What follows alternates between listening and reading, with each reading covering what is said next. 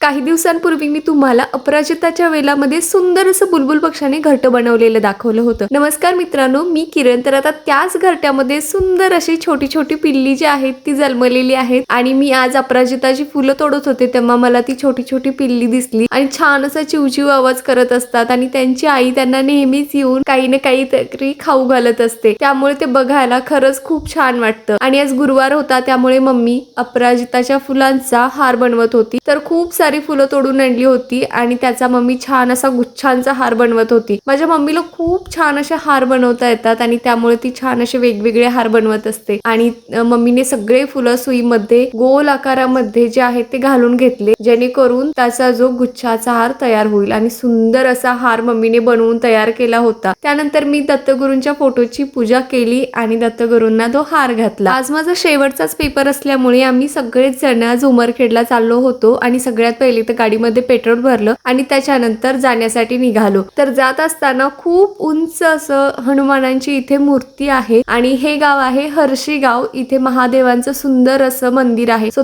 याचा ब्लॉग मी युट्यूबला संपूर्ण शेअर केलेला आहे, तो सुद्धा तुम्ही जाऊन बघू शकता। तर पेपर दिला आणि त्याच्यानंतर आम्ही पुन्हा पुसदला येत होतो तेव्हाच आम्ही एका ठिकाणी थांबलो होतो आणि तिथे सागाचं म्हणजे सागवान जे लाकूड असतं त्याचं झाड होतं आणि त्या सागवानांच्या पानांपासून आपण आपले हात छान असे कलर करू शकतो। आम्ही लहान जेव्हा होतो तेव्हा आमच्या मम्मी पप्पांनी आम्हाला हे करायला शिकवलं होतं, त्याच्यामुळे म्हटलं तुमच्याशी सुद्धा हे शेअर करावं। तर त्याची समोरची जी कवळी पानं असतात ती घ्यायची आणि हातावरती छान चोळायची आणि त्याचा जो रस असतो त्याच्यामुळे आपले हात छान असे लाल होतात। तुम्हाला हातचा ब्लॉग कसा वाटला आणि तुम्ही कधी याआधी सागाच्या पानांनी हात लाल केले होते का, ते सुद्धा मला कमेंट मध्ये सांगायला विसरू नका। धन्यवाद।